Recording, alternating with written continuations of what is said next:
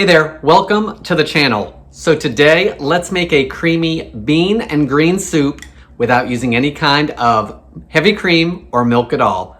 I'm Jamie with SavorySaver. I share gluten-free recipes, tips, tricks, and resources to make your gluten-free lifestyle easier.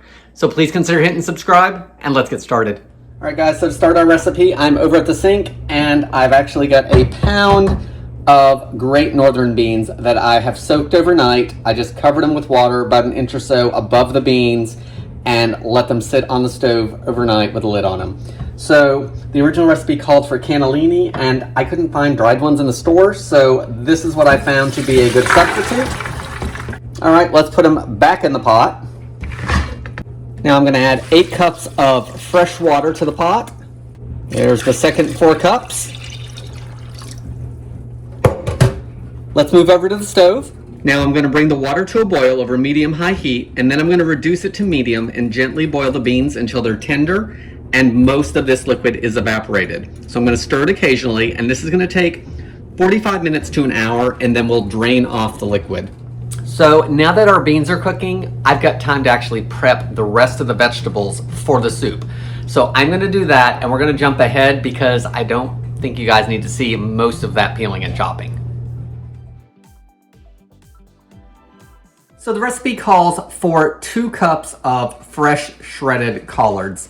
They're a sturdy grain, of course, and they take a little longer to cook.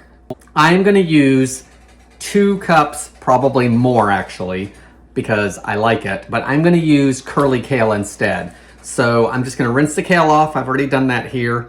And then to get the leaves off of the stem, I just grab it here, grab the stem, and then pull. And that pulls off the leaves, leaving me the stem. Now I'm just gonna slice it up really, really finely, almost like a mince, like I would anything else.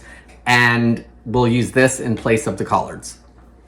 So these have been cooking for just about an hour now, and the liquid's cooked down quite a bit. So I'm gonna go over to the sink and drain it, and we'll put the rest of the soup together. So I've got a measuring glass here because now I'm gonna puree some of the beans for the soup. And I'm actually using the chicken bouillon paste, so because of that, I've actually only got a cup of water in here because I'll just add the bouillon to the full soup. So at this point, you would add a cup of, the recipe says vegetable broth, I'm gonna use chicken broth, and then 2 cups of the beans. So I've got 1 cup of white beans in here, and I also have a cup of canned chickpeas that I have rinsed and drained. We're using the whole can, and the recipe says to just blend up the white beans. But I'm gonna do a cup of each because sometimes chickpeas are a little crunchy in things and I don't want them crunchy in my soup. So I'm gonna do it that way. So I'm gonna blend it with the immersion blender, or you could use a blender until it's totally smooth.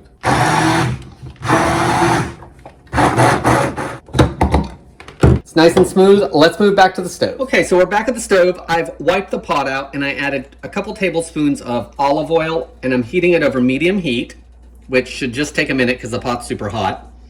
Now I'm gonna add a couple large carrots that I've diced, as well as an onion that I've diced up, a large one.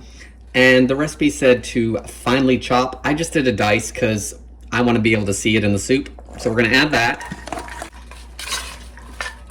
Now you just wanna saute the carrots and the onion for about 6 or 7 minutes until they've started to soften. Okay, it's been about 5 or 6 minutes and everything's starting to soften. So now I'm gonna add 4 cloves of minced garlic. These were really big cloves. I actually used 3. So use garlic to taste. That's one of those things that I like more garlic, so I add more lots of times. I'm also gonna add some salt and pepper. I'm gonna add a teaspoon of salt.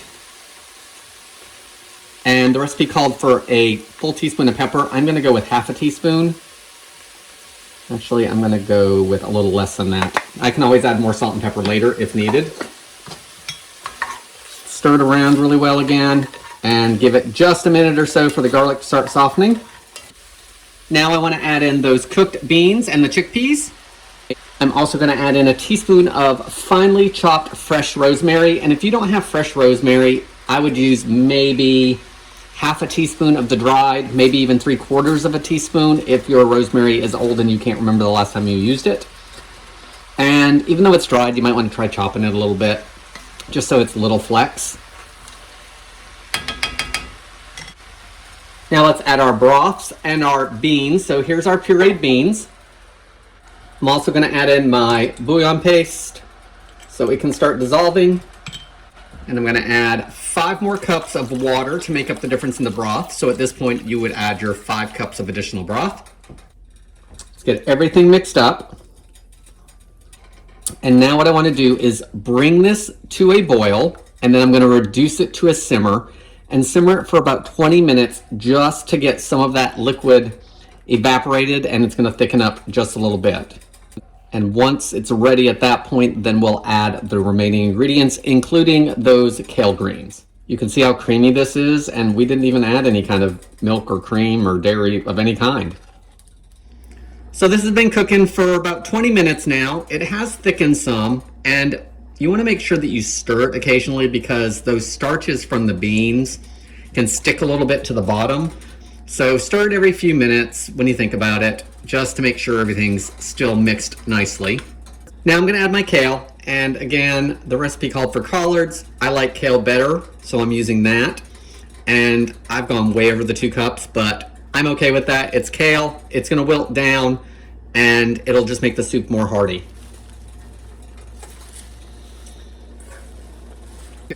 So I'm going to stir it in. I'm going to bring it back to a simmer. And the original recipe says to cook it for 20 minutes, and that's with the collards. We have a couple more small things to add at the end as we finish it. And usually when I do kale and soup, I only do it for 5 or 6 minutes normally. So I'm not going to do a full 20, I don't think. So let's get this simmered down a little bit, and we'll be right back. All right, so the soup is nice and thick, and for there not being any kind of dairy in this, it is creamy. We're gonna add a couple more things.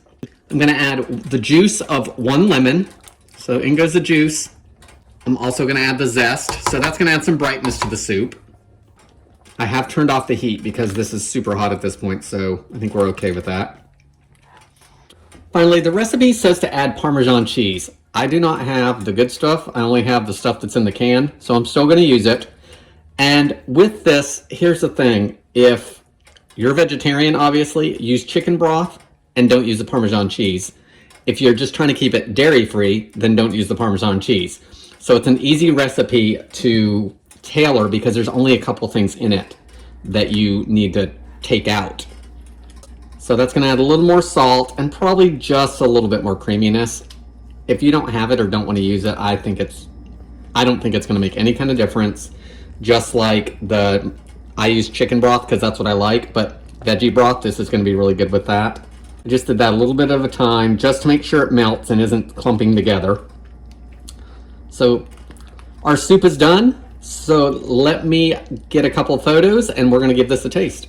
Okay guys, I just have a little bowl here because it's lunchtime here and I'm actually having this for dinner. So as far as changes, again, for dairy-free, you want to make sure that you leave out the cheese. And for vegetarian, obviously leave out the cheese and swap out the chicken broth for vegetable broth, which that was actually the original recipe to begin with. I just have chicken broth on hand all the time and not always vegetable broth. So the beans cooked up nicely. They're actually broken up a little bit. I probably could have dialed back the time a little bit to the 45 minutes because they're continuing to cook for another good 40 minutes with everything being added into it. But overall, I'm not upset with that. There's still plenty of whole beans in here. Let's try it.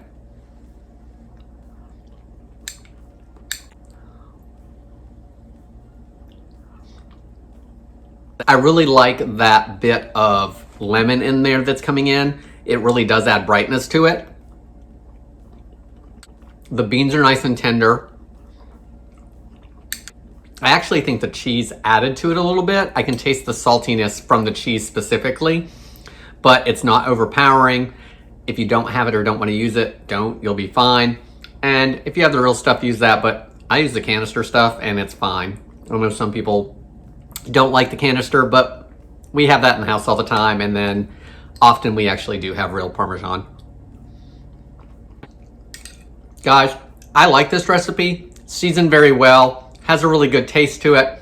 If you didn't want to go through the hassle of cooking the beans separately because they are dried, it's more economical to do it that way, but you could use 3 or 4 cans of drained and rinsed cannellini beans to speed up the process a little bit, or Great Northern beans, whatever bean you prefer.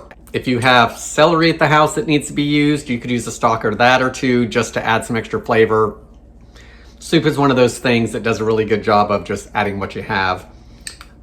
Guys, what do you think? Is it worth making? Is it not worth making? The recipe itself will be linked below, and I will make those few changes that I did to the recipe, so the full recipe will actually be the link. I want to thank you guys so much for watching, and I hope to see you in the next video.